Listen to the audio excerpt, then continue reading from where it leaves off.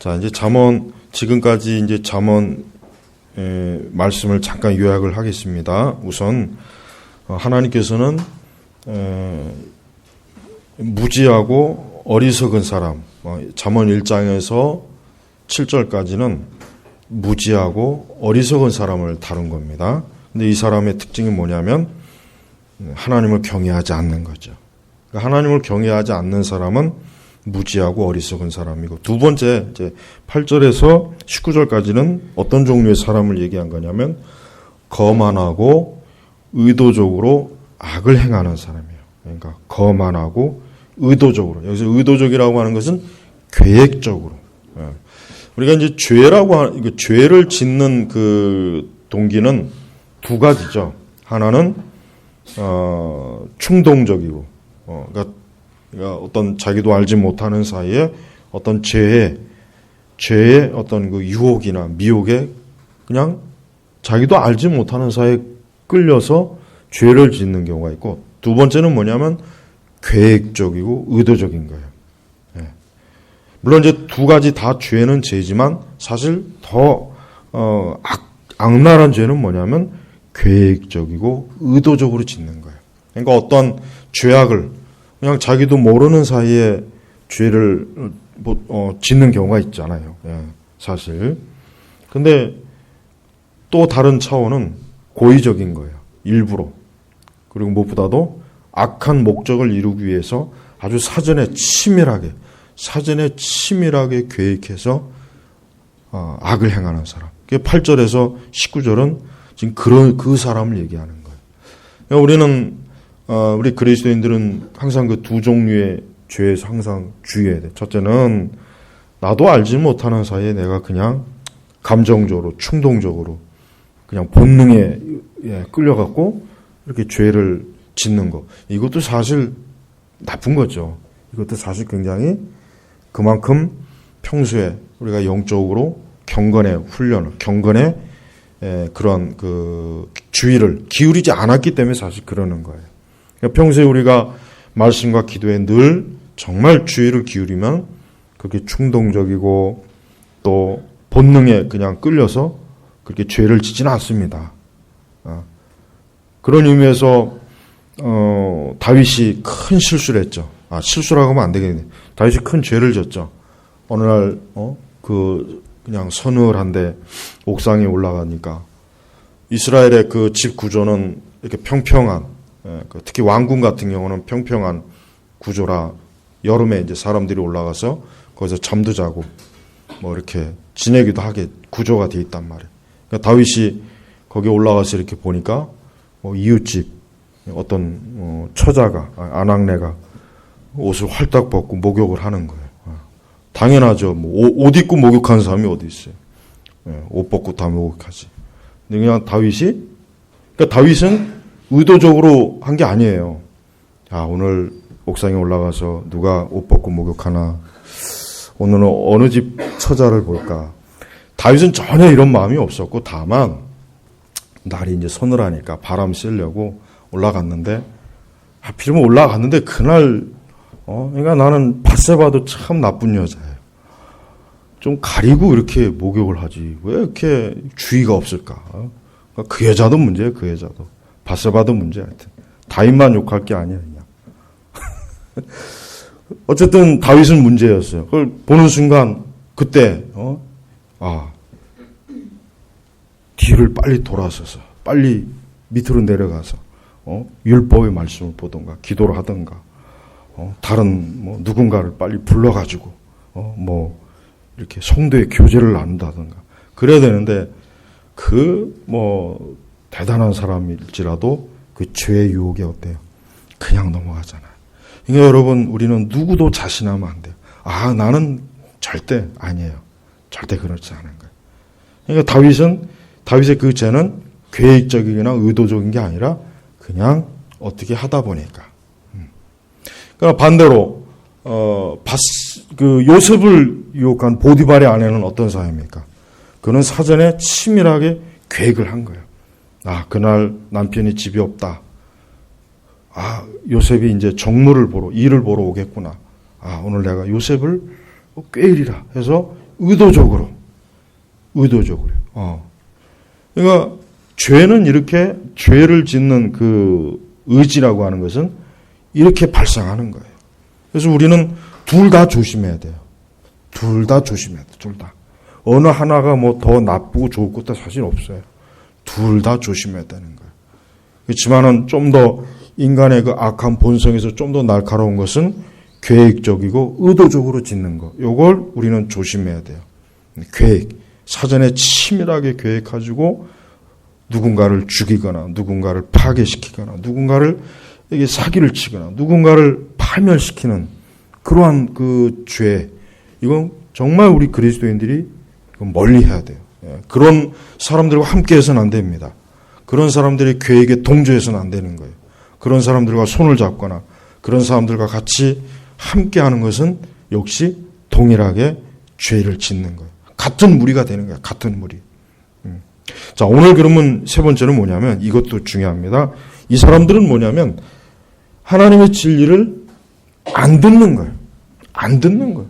하나님의 진리를 안 듣는 거예요. 그래서 여기 보니까 지혜가 길거리에서 부르짖고 광장에서 그 소리를 높이며 지혜가 성벽에서 소리치고 성문역에서 그 소리를 바른 말하기를 미련한 자들은 언제까지 미련한 짓을 좋아하며 비웃는 자들은 조롱을 즐기고 우둔한 자들은 지식을 미워하겠느냐. 내 책망을 듣고 돌이키라. 이게 하나님의 진리가 이렇게 선포되어지고 하나님의 말씀이 선포되어지고 이 복음이 들려질 때 이거를 듣기 싫어하는 거예요. 아, 듣기 싫어. 난 그런 말 듣기 싫어. 난 그런 얘기는 싫어. 이게 이렇게 무지하고 어리석은 사람은 이렇게 이 세 번째 종류도 있어요. 세 번째. 고의적으로 듣기를 싫어하는 거예요. 무조건 일단 듣기 싫어하는 거예요. 우리 인간의 본성은 절대 하나님의 말씀을 듣기 좋아하지 않습니다. 사람은 절대 하나님의 말씀을 즐거워 듣질 않아요. 특히 아까 오전에 말씀을 증거한 것처럼 그 생각이 하나님을 기뻐하지 않는 사람은 말씀을 정말 싫어해요. 말씀을 싫어합니다. 말씀을 듣기 싫어해요. 그래서 우리는 하나님의 말씀을 듣기 싫어하는, 진리를 듣기 싫어하는 그런 마음이, 그런 생각이 우리 속에 자리를 잡지 못하게 해야 됩니다. 그렇지 않으면 우리도 그러한 죄에 빠져갖고 하나님의 진리의 말씀을 듣지 않고 그 말씀을 자꾸 회피하고 또 하나님의 진리를 그냥 흘려듣고 그냥 대충 들었다 치자. 그냥 듣고 또 빨리 잊어버리고 그 교훈을 되새기지도 않고 그냥 넘어가는 거예요. 이게 바로 그런 사람도 어리석고 미련한 사람이라고 지금 말하는 게 바로 오늘 읽은 말씀이에요. 근데 정말 계속 그렇게 나가면 어떻게 되냐면 계속 그렇게 나가면 어떤 일이 벌어지냐면 자 24절에 보니까 내가 불렀으나 너희가 거절하였고 내가 손을 내밀었으나 아무도 거들떠보지 아니하였으며 너희가 나의 조언을 무시하고 나의 책망을 받지 아니하였으므로 그 다음 어떻게 됩니까? 나도 너희가 재앙을 당할 때 비웃고 너희에게 두려움이 임할 때 너희를 조롱할 것이니 그때 너희에게 두려움이 폭풍같이 임하고 너희에게 재앙이 태풍같이 이르며 너희에게 고통이 괴로움이 엄습할 것이다. 그제야 그들이 나를 부르겠으나 내가 대답하지 않을 것이며.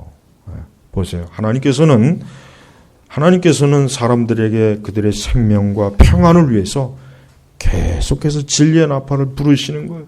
계속해서 그들에게 생명의 소식을 증거해 주는 거예요. 가르쳐 주는 거예요. 소리를 높이 외치는 거예요. 나팔을 부는 거예요. 그런데 듣기 싫어요. 안 들어요. 그러나 그것이 언제까지 그렇게 가겠습니까? 그렇지 않다는 거예요. 때가 되면 그 하나님의 진리와 그 말씀을 듣기 싫어하는 그 대가가 뭐로 다가오냐면 재앙과 두려움과 그 재앙도 그냥 재앙이 아니라 뭐예요? 폭풍같이 임하고 그 다음에 고통과 괴로움. 그러니까 사람이 왜 고통과 괴로움을 당하느냐? 다른 거 아닙니다. 결국은 보면은 하나님의 말씀을 듣지 않는 거예요. 우리가 보편적으로 자연인들도 마찬가지예요. 뭐 생전 교회 안 들어, 교회 발자국도 안 하고, 뭐 생전 말씀을 쳐다본 적도 없고 설교를 들어본 적도 없다고 해도 마찬가지. 왜? 역시 그들도 하나님이 지은 피조물이, 하나님이 지은 사람이기 때문에 역시 그들도 마찬가지예요. 그들이 설령 듣지 못하고 알지 못해도 결국은 하나님의 말씀에 어긋나는 인생은 어때요? 누구나 다 폭풍 같은 재앙과 고통과 괴로움이 닥치게 돼 있는 거예요. 닥치게 돼 있는 거예요. 이게 지혜입니다. 이게 지혜예요. 수많은 사람들이 왜 나에게 이런 고통과 재앙과 왜 이런 것이 왜 다가올까? 왜 다가올까? 가만히 따지고 보면 뭐냐면은 결국은 하나님의 계명의 말씀에 인간이 복종하지 않기 때문에, 따르지 않기 때문에 발생하는 거예요. 원인은 다 그거예요. 한번 여러분이 따져보십시오. 세상에 일어나는 모든 일 중에 안 좋은 모든 일들을 한번 원인을 따져보면은 다른 거 없어요. 복잡한 거 아니에요. 결국은 사람이 하나님의 말씀을 거역하니까, 거스르니까 결국은 고스란히 그런 재앙과 그런 고통과 괴로움이 오는 것입니다. 그래서 여러분, 우리가 정말 행복하길 원한다면, 정말 나의 삶이 행복하길 원하고 내 삶이 정말 평안하길 원한다면, 평탄하길 원한다면 우리는 하나님 말씀대로 가야 돼요. 정말 하나님 말씀대로만 해야지, 그렇지 않으면은 그 대가가 너무 커요. 너무 크고 그게 너무나 우리의 삶을 만신창이를 만들고 고통을 만드는 거예요. 그런데도 대부분의 사람들은 어때요?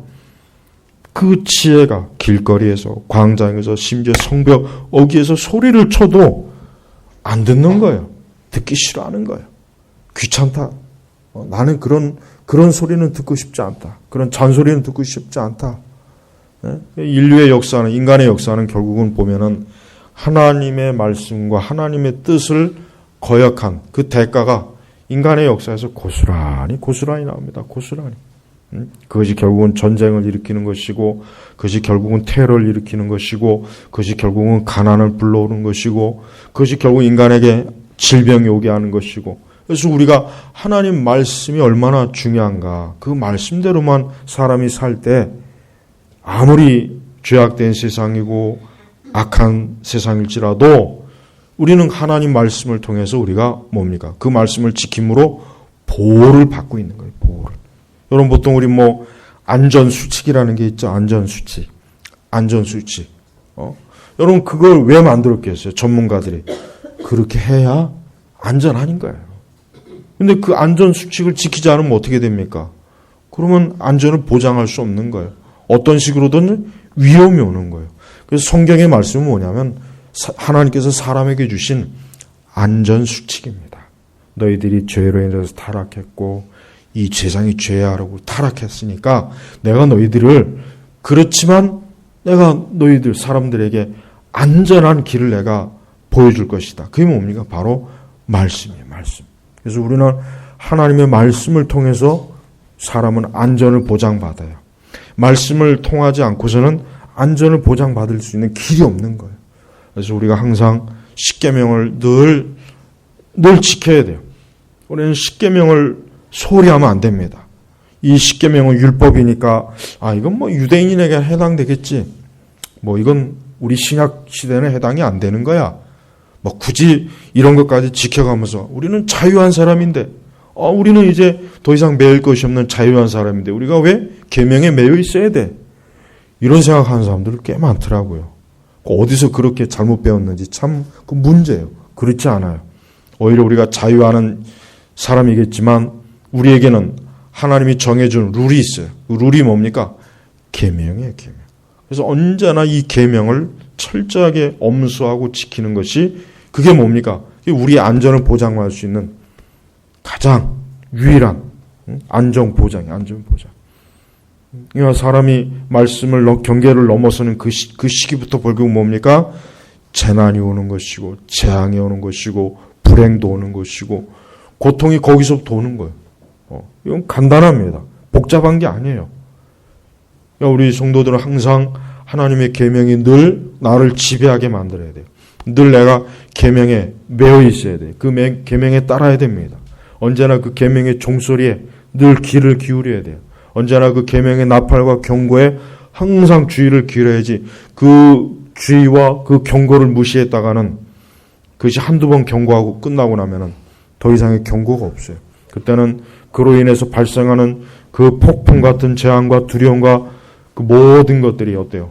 고스란히 한 몸에 다 받아야 되는 거예요. 그래서 잠언은 바로 그걸 얘기하는 거예요. 너희가 나의 모든 조언을 무시하고 조언이요, 조언. 이 조언이 어디에서 오는 겁니까? 하나님의 말씀이에요.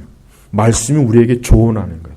여러분이 어떤 일이 있든지 인생을 살아가면서 가장 완전한 조언을 받고 싶으면 성경의 말씀으로 가면 됩니다.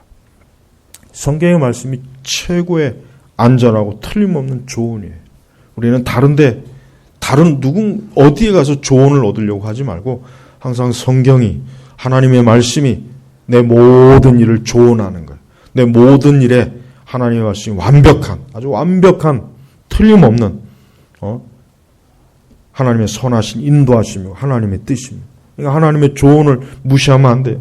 또 나의 책망을 받지 않아요. 책망. 우리는 말씀을 통해서도 책망을 받는 거예요. 책망. 하나님은 책망하시는 분이에요. 그러니까 하나님은 그냥 무조건 좋다, 잘한다 그런 분이 아니라 하나님은 진짜 하나님의 자녀들은 책망하세요. 불순종하거나 계명을 따르지 않거나 하나님 기뻐하시지 않는 뜻으로 갈 때 하나님 반드시 어떤 식으로든 책망합니다. 성령님을 통해서 내적으로 성령께서 근심하고 그 일에 대해서 자꾸 성령께서 안 좋은 뜻을 하나님께서 그 기뻐하지 않는 거다. 그 길로 가는 거 하나님의 뜻이 아니다. 마음에 벌써 경고를 주는 거예요. 제일 먼저. 그게 1차예요. 1차. 근데 계속 그렇게 해도 말을 안 들으면 어떻게 합니까? 그때 하나님께서 매를 치시는 거예요. 하나님께서 매를 치십니다. 하나님은 자기의 자녀를 책망해요. 매를 대요. 왜? 우리는 사생아가 아니에요. 그래서 하나님은 당신의 자녀들에 대해서 굉장히 지극한 사랑을 갖고 계시고 지극한 관심을 갖고 계시잖아요. 근데 그 지극한 관심과 사랑이 때로는 아픈 매로 다가오는 거예요. 그래서 우리가 죄를 짓고 불순종하고 악한 길로 갈 때 하나님께서는 계속 심령에 성령을 통해서 경고하셔요. 자꾸 그 마음에 두려움을 주시고 그렇게 하지 말아라. 그 길로 가지 말아라. 그건 하나님 기뻐하지 않는 거니까 너에게 어울리지 않는 길이고 거룩한 하나님의 사람들에게는 맞지 않는, 계속 그렇게 사인을 주시는 거예요. 마음에. 하나님 처음엔 그렇게 해요.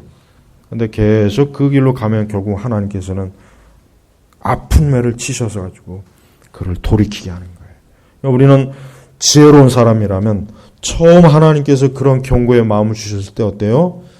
아, 이게 하나님 기뻐하지 않는 것이구나. 하나님의 뜻이 아니구나 하고 그때 돌이키는 거예요. 그때 빨리 돌이켜요. 괜히 자꾸 고집을 부리면 어떻게 됩니까? 그때 그 고집을 부리는 것은 그건 하나님에 대한 반항이에요. 하나님에 대한 불복종, 하나님의 뜻을 기뻐하지 않는 그런 죄악된 표시란 말이에요. 그러니까 그런 표시를 하는 것은 우리 성도에게는 어울리지 않는 거죠. 그러니까 하나님은 당신의 자녀들이 계속 그렇게 자꾸 그런 반항과 불신앙과 자꾸 그런 말씀의 계명을 불순종할 때 하나님 어느 한계점을 딱 지나면은 그때부터는 하나님이 매를 치는 거예요. 매를 쳐서 혹독하게 매를 쳐서 다시는 그러지 않도록, 그렇게 하면 안 된다는 것을 새겨주는 거예요. 새겨서 그 길로 가지 않도록 하는 거란 말이에요. 우리 성도들이 언제나 그런 하나님의 뜻에 늘 예민하고 민감해야 돼. 하나님께서 우리를 위한 하나님의 뜻은 뭡니까? 평안입니다. 평안. 하나님께서 우리 성도들을 위한 그 뜻은 평안이지 우리가 저주를 받거나 우리가 고생을 하거나 고통을 받거나 우리가 괴로움을 당하는 게 그게 하나님 전에 기뻐하는 게 아니에요. 그래서 항상 우리의 성도들은 그 하나님께서 어떤 책망을 할 때 그 책망을 기뻐해야 돼요. 그 책망을 기뻐하고 즐거워하는 거예요. 하나님께서 나를 이만큼 사랑하시는구나. 하나님께서 나를 이렇게 참 나를 아끼시는구나. 그래서 이런 책망을 해주시는구나 하고 그것이 하나님의 사랑이라는 것을 알고 오히려 더 기뻐하고 더 감사하고 더 그런 하나님의 은혜에 대해서 하나님이 그 사랑을 알아야 되는 것이란 말이에요. 또한 하나님께서는 끝까지 그 자기의 죄의 길로 가는 사람은 어떻게 합니까? 내버려 둡니다. 왜 내버려 둡니까? 재앙을 당하도록, 두려움이 임하도록. 하나님 그냥 내버려 둬요. 그러니까 하나님 앞에 가장 큰 하나님의 심판은 뭡니까? 죄인이 계속해서 그 죄의 길로 가게 내버려 두는 거예요. 그냥 방치하는 거예요. 죄인이 그 죄의 길로 계속 가면은 어떻게 됩니까? 결국 멸망하는 거죠. 벼랑 끝에서 떨어지는 거예요. 멸망하는 거예요. 그래서 여러분, 하나님의 사랑은 우리 성도들에게는 확실해요. 하나님의 사랑은, 성도들의 삶 속에서 하나님의 사랑은 뭡니까?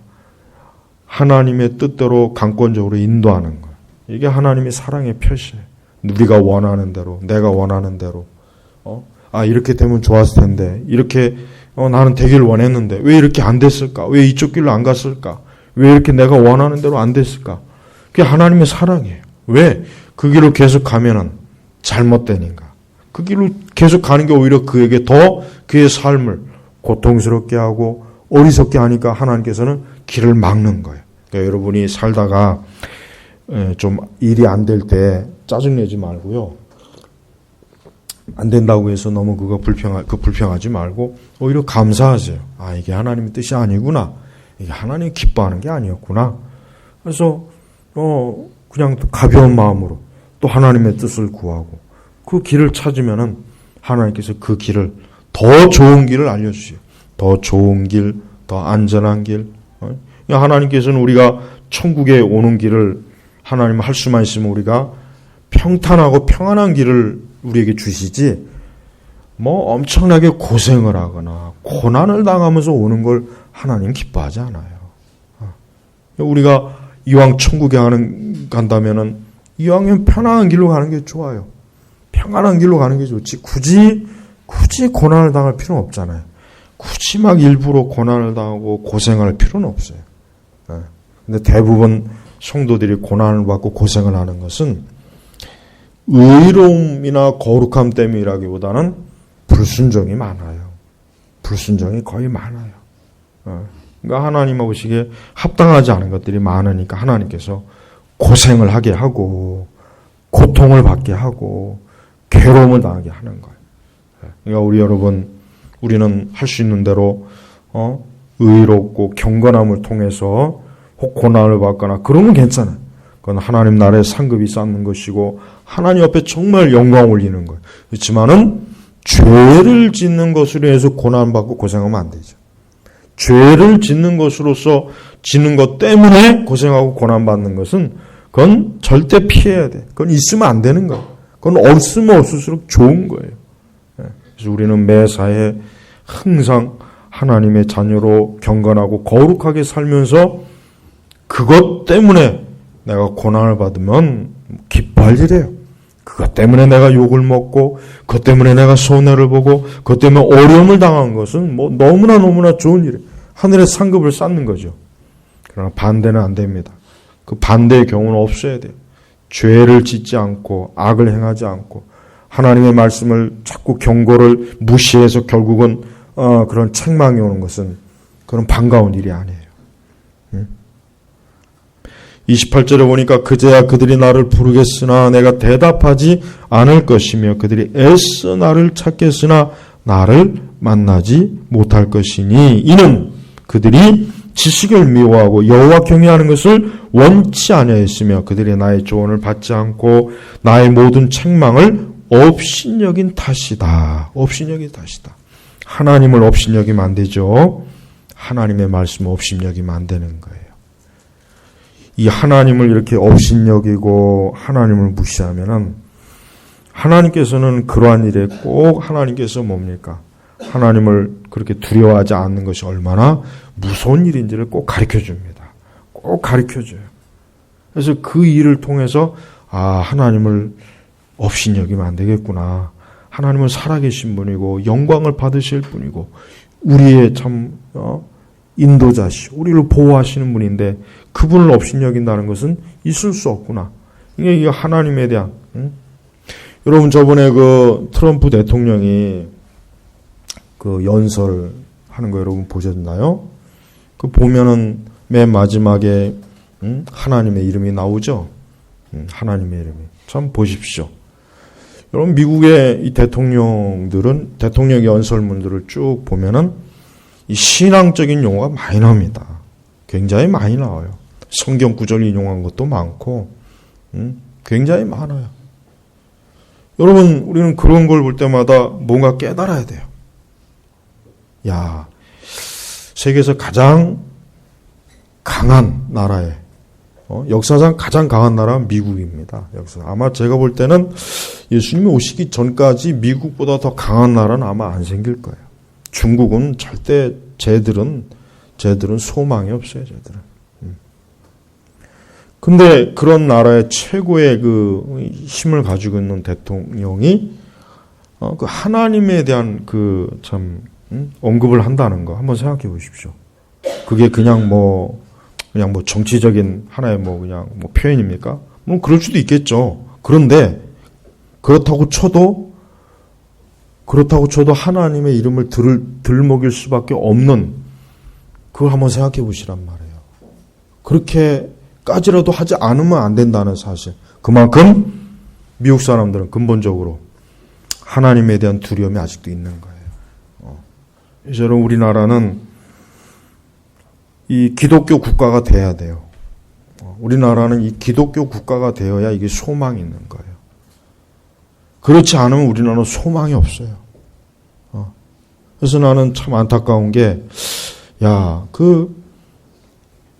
물론 좀 그렇긴 하지만, 하도 그 이방 그 종교의 영역, 그 뿌리가 우리 너무 깊어서 참 어렵긴 하겠지만은, 이 기독교 이런 그 교육이라든가 이런 것들이 좀 깊이, 우리 이 대한민국 처음에 이제 정부가 세워졌을 때 그런 것들이 좀 들어왔으면 참 좋았을 텐데, 하나 아쉬움이 있어요. 물론 그게 그렇게 쉽게 될 수는 없죠. 민주국가가 이렇게 어떤 하나의 특정 종교를 막 할 수는 없겠지만은, 우리나라는 이러한 그 이교 문화, 우상의 문화, 이런 미신, 아까도 얘기했잖아요. 점치는 사람이 100만 명이라고요. 그러니까 이런 것들이 결국은 이 사회를 더 악하게 만들고 재앙이 일어나고, 여러분, 까닭 없이 재앙이 일어날 수는 없어요. 그죠? 까닭 없이 재앙이 일어날 수는 없는 거예요. 다 뭔가가 있어요. 다 하나님께서 내리시는 거예요. 그걸 우리 부정할 수 없어요. 하나님께서 하시지 않으면은 땅이 흔들리겠습니까? 하나님께서 하시지 않으면은 이 자연이, 하나님께서 다 이 자연을 움직이시는 건데, 하나님께서 하시지 않으면 참새 한 마리도 떨어질 수가 없는 거예요. 그렇다면은 그 재앙을 맞이해서 수많은 사람들이 죽고 어려움을 당하는 게, 그게 어떻게 하다 보니까 그렇게 되겠어요? 그렇지 않습니다. 우리는 하나님을 경외하는 것, 이게 참 우리 민족에 있어서 우리가 이 살 길은 하나님을 경외하는 것만이 이 최고의 이 가치가 있지, 이렇게 우상과 미신과 이런 것들이 이렇게 계속해서 살아나고 있는 상황에서는 이게 소망이 없는 거예요. 소망. 참 안타까워요. 그래서 우리 그리스도인들은 이런 걸 정말 안타까워해야 돼요. 이런 거를 정말 빨리 하나님께서 이런 악을, 빨리 이 민족의 이런 죄악을 하나님께서 좀 제거해 달라고 우리는 정말 열심히 기도를 해야 됩니다. 교회가 있다는 건 사실 축복이에요. 어느 한 사회나 어느 한 민족이나 국가나 또 어느 한 가정에도 마찬가지입니다. 하나님을 믿는다는 것은 가장 큰 축복이고 가장 좋은 일이에요. 그 이상 사람에게 더 좋고 축복된 일은 사실은 없습니다. 우리는 우리 믿는 우리 성도들부터가 하나님을 믿는 이러한 신앙을 굳건하게 우리가 세워야 됩니다. 우리 스스로의 우리의 믿음, 우리의 신앙, 우리의 이 기독교의 이 모든 이 진리를 우리가 고귀하게 여겨야 돼요. 존귀하게 여겨야 돼요. 이걸 하찮게 여기거나 이걸 제발 우습게 여기면 안 돼요. 자, 31절을 보니까 그러므로 그들은 자신들의 행위의 열매를 먹고 자신의 꾀의 결과로 배부를 것이다. 미련한 자들은 제멋대로 살다가 자신들을 죽이고 우둔한 자들은 안일하게 살다가 자신들을 멸망시키지만, 여기서 보니까 제멋대로. 인간은 제멋대로 살면 망해요. 인간은 절대 제멋대로 하면 안 돼요. 인간은 반드시 통제를 해야 돼요. 왜? 사람은 본성이 타락했기 때문에. 그러니까 제멋대로 놔두는 건 나쁜 교육이에요. 그렇죠? 그런 의미에서 우리나라 교육은 아주 나빠요. 아이들을 제멋대로 놔줘. 아이들을 제멋대로. 여러분, 영국이나 미국의 그 부자들은 아이들을 절대 공립학교 안 보냅니다. 사립학교 보냅니다. 그 사립학교는 굉장히 통제가 심해요. 기숙사거든요. 대부분 기숙사란 말이에요. 통제가 굉장히 심해요. 아주 철저하게 아이들을 통제해요. 그렇게 자라는 아이들이 결국 그 사회의 지도자가 되는 거예요. 제 멋대로 자라는 아이들은 뭐가 되는 겁니까? 개, 돼지가 되는 거예요. 그래서 지도자의 통치를 개, 돼지는 받는 거예요. 이건 제가 굉장히 냉정하게 표현한 겁니다. 근데 사실이 그래요. 사실이 그래요. 여러분, 미국 같은 나라가, 미국의 그 평범한 사람들은 굉장히 좀 이렇게 언뜻 보기에는 굉장히 좀 뭐랄까, 평범에서도 떨어지는 사람들이 상당히 많이 있거든요. 많이 있단 말이에요. 숫자도 잘 못 세고.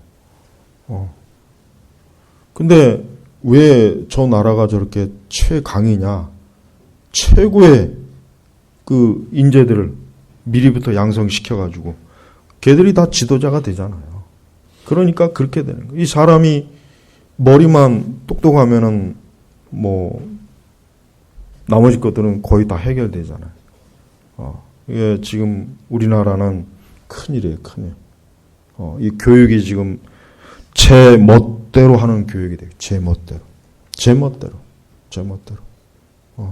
그래서 학교 교육이 지금 엉망이래죠. 엉망. 여러분, 이게 재앙이 아니겠습니까? 재앙.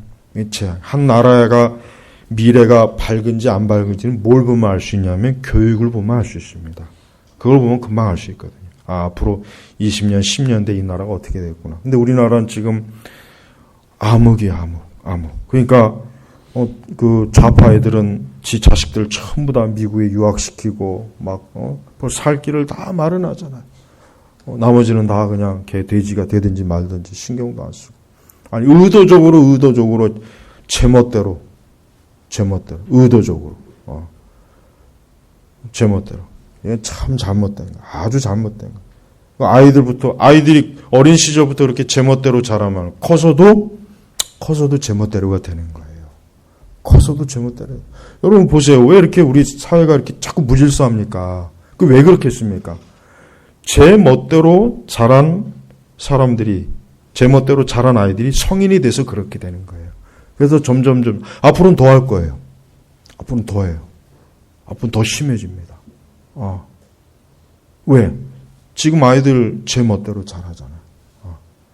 나는 요즘 그 중고등학교 애들 보면은, 그 여학생들 보면은 가끔가다, 참, 그 화장을 좀 제대로 하고 다녀야 되는데, 화장이 아니라 이거 완전히 그냥 얼굴이 그냥 거의 분장을 하는 수준, 분장. 무서워.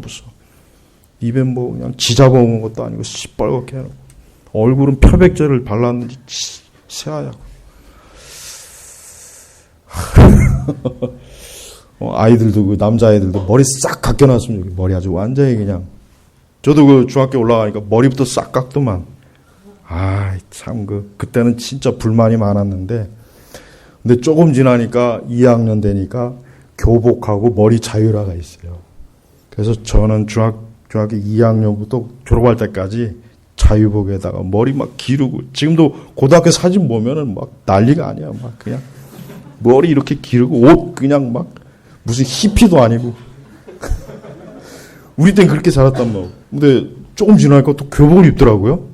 야, 쟤들 불편하겠다. 저 머리도 그렇고. 근데 그게 좋아요. 나 우리 지안이 보면서 머리 그냥 싹 깎아가지고 그냥 까만 교복 입혀가지고 그렇게 했으면 딱 좋겠는데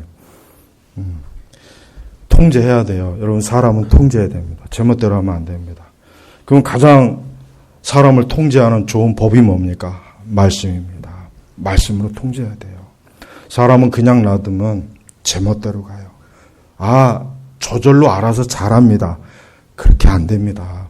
우리 부모님들은 잘 알 거예요. 아이들을 통제 안 하면 안 돼요. 그러니까 아이들을 자꾸 잔소리해야 돼요. 잔소리해야 됩니다. 아이들 자꾸 잔소리하고 코도 결혼하기 전까지는 아이들에 대해서 집요하게 잔소리하고 자꾸 이렇게 해야 돼요. 그래야 아이들이 이렇게 틀이 잡아가는 거예요. 절대 그거 컸다고 해서 내버려두면 안 됩니다. 어른도 마찬가지입니다. 그러니까 옛날엔 이 대가족 제도가 있으니까 할아버지, 할머니, 그러니까 이 집안이 어쨌든 이게 틀이 잡아요. 근데 지금은 이게 독신 가족, 혼자 사는 가정이 많죠. 이게 사람이 어쩔 수 없이 자기 멋대로 되는 거예요. 아마 우리 한국 사회는 아마 더 앞으로 시끄럽고 더 복잡하고 더 무질서할 겁니다. 지금 이 상황을 보면은 절대 안정이 안 됩니다. 지금 안 돼요. 될 수가 없어요. 교회도 마찬가지인데, 교회도 무질서하는데요, 나는 교회가 무질서한 거는 절대 그거는 안 돼요. 그건 있을 수가 없는 일이에요. 교회는 철저하게 말씀으로 딱 질서에 있어요. 교회는 뭡니까? 군대입니다, 군대. 교회는 군대예요. 그걸 알아야 돼요. 영적으로 그리스도인들은 군인의 신분이에요. 그게 에베소서에 나오잖아요. 그래서 로마 천주교가 그거 하나는 잘 알아요. 로마 천주교는요, 신자들을 뭐로 보냐면 교황의 군대로 봅니다. 교황의 병사로 봐요. 그래서 중세시대 때 교황이 군대를 가지고 있었잖아요. 그게 다 그 원리에서 그냥 나온 거예요. 그게 사실 잘못된 거지만은 로마 천주교는 신자들 한 사람 한 사람이 교황의 군대예요. 군인이에요, 군인. 그 사실 영적으로는 신자는 군인의 신분이란 말이에요. 근데 군대가 이게 당나라 군대가 돼가지고 요즘 우리나라 군대는 엉망이죠. 엄마 아빠가 훈련지까지 와서 피자 사주고 통닭 사주고 그런다고 하더라고요. 야, 난 그 도저히 상상이 안 가요. 상상이 안 가. 그 말이 안 되는 거예요. 수시로 이렇게 메신저로 뭐하고. 그 지휘관들이 피곤해야 되잖아요. 엄마가 더 무섭대, 지휘관이. 엄마가 무서워. 엄마가 상관이 돼버려서 엄마가 상관이 된 거예요. 그 직속 상관보다 엄마가 진짜 더 무섭대요. 수시로 체크하니까. 이게 군대가, 그럼 전쟁할 때도 엄마한테 물어보고 해야 되나, 이거? 총 쏠 때도 엄마한테 물어봐야 되나, 이거 카톡으로? 엄마 이거 쏴야 될까 말아야 될까? 그러니까 이번에 JS 보십시오. 북한에서 그렇게 총질하는데도 어떤 한 녀석도 총 한 방 안 쏘는 것이 그게 말이 됩니까? 그냥 총을 아무 데나 쏴야죠. 그래서 저쪽에서 듣고 이거 안 되겠구나 해야지. 야, 큰일이에요, 큰일. 이게 진짜 군대를 믿고 잠을 잘 수는 없어요. 군대를 믿고 잠을 자기는 힘들어요. 내가 봐도 이건 안 돼요. 그러니까 제멋대로, 군대도 제멋대로. 근데 이 군대를 이렇게 제멋대로 놔두는 놈들이 누굽니까? 쟤들이잖아요, 쟤들. 그러니까 지금 저는 이 정권이 문제가 뭐냐면은 대한민국을 제멋대로 지금 하고 있어요, 제멋대로. 정치도, 경제도, 문화도, 모든 면에서 특히 교육을 막 제멋대로 해가니까 나라가 저절로 무너지고 있어요, 저절로. 진짜 저절로 지금 지진보다 더 무서운 게 뭐냐면은 나라가 지금 무너지고 있어요. 나라가 지금 이게 바닥이 무너지고 있잖아요. 근데 이걸 아는 사람이 몇 명이나 되겠습니까? 얼마 안 돼요. 그러니까 절대 나는 민주주의라고 하는 이게 우리 한국에 와서 너무 이 민주주의라고 하는 게 너무 잘못 이해하고 있어서 이거 정말 큰일입니다. 자기 마음대로 하는 게 민주주의예요. 자기 마음대로 누구도 터치 못하게 하는 거. 그러니까 우리 그리스도인들은 말씀으로 자기 자신을 통제해야 돼. 그래서 제멋대로 살다간 자기를 죽여. 그래서 결국 자기가 죽는 거예요. 그 제멋대로 살 땐 좋겠죠. 그러나 그 죽는 줄 알아야 돼. 우둔한 자들은 아니라 왜 우둔하겠습니까? 말씀을 모르니까 우둔한 거예요. 멍청한 이 우둔하다는 그 번역보단 멍청한 자들은 안일하게 살다가 그렇게 표현했어야 되는데 말씀을 모르니까 우둔한 거예요. 말씀을 모르니까. 인간은 말씀을 모르면요 짐승입니다. 이것 정말 제가 꼭 강조하고 싶어요. 사람은 말씀을 모르면 짐승입니다. 다를 바가 없어요. 하나님의 형상이 천만해요. 이미 거듭나 중생하지 못하는 죽은 자이기 때문에 짐승이에요, 짐승. 그냥 고깃덩어리란 말이에요. 그거 알아야 돼요, 그거를. 그러니까 우둔한 거예요, 말씀을 모르면. 멍청한 거예요. 그러니까 말씀이 들어가야 돼요, 말씀이. 사람은 하나님 말씀이 들어가야 그때서야 비로소 사람이 되는 겁니다. 그전엔 사람이 아니에요. 성경에 그렇게 나와 있질 않아요. 33절에 중요한 말씀 같이 읽어보겠습니다. 내 말을 순종하는 자는 안전하게 살며 재앙의 두려움이 살 것이다. 자, 보십시오. 하나님의 말씀이 우리를 지킨다 그랬죠, 제가. 말씀이 우리를 지키는 거예요. 우리가 여러분들이 성경 말씀대로만 믿고 살면은 안전해요. 재앙이 없어요. 재앙이 없어요. 재앙이 없단 말이에요. 이렇게 하나님께서 우리에게 딱 보장을 해줬어요. 너희가 내 말대로만 살면 내가 너희들의 안전을 지켜주고 너희들이 어떤 재앙도 들어오지 못하게 내가 할 거니까 제발 내 말 들어라. 이 말씀에 따라 살아라. 얼마나 간곡하게 간절하게 이 여러 비유를 들어가면서 지금 말씀을 주는 겁니다. 그래서 여러분 시편의 말씀을 다 읽고 나면은 잠언 말씀도 꼭 다 읽었어요. 잠언은 사실 다 외우면 좋아요. 잠언은 사실 다 외우면 좋습니다. 잠언은 아주 그냥 처음부터 끝까지 다 외우면 너무 좋습니다. 너무. 꼭 외워보세요. 외워보세요. 그러면 그 말씀이 우리를 지킵니다. 우리를 안전하게 재앙에 두렵게 만들어줘요. 그리고 역으로 얘기하면 우리가 하나님 말씀에 불순종하면 어떻게 됩니까? 안전이 없고요. 그 다음에 재앙이 있어요. 재앙. 이렇게 복잡하고 두려움이 많고 어려운 시대를 살아가는 우리 성도들에게 있어서 유일한 안전판, 보호는 뭡니까? 보호막은 하나님의 말씀입니다. 그 말씀이 육신이 되어 이 땅에 오셨고 그분이 우리를 위해서 십자가에서 죽으셨고 그분이 피 흘리셨고 또 그분이 승천하시고 그분이 부활하시고 승천하시고 또 그분이 다시 이 땅에 오실 거예요. 이 세상을 심판으로 오실 거예요. 우리 성도들은 항상 어느 때든지 이 말씀과 함께 해야 되는 겁니다. 제발 한 주간에도 말씀과 함께 걸어가시고 말씀과 함께 잠을 자고 말씀과 함께 직장에 가고 말씀과 함께 집에 있고 말씀과 함께 어디에 가 있든지 말씀과 함께 하십시오. 그러면 그 말씀이 여러분들을 안전하게 하고 재앙을 막아주고 그 생명과 축복과 평안을 보장해 준단 말이에요. 우리 모든 교우분들 한 주간 내내 하나님의 말씀과 함께 하시길 주의 이름으로 축복합니다. 기도하겠습니다. 아버지 하나님 감사합니다.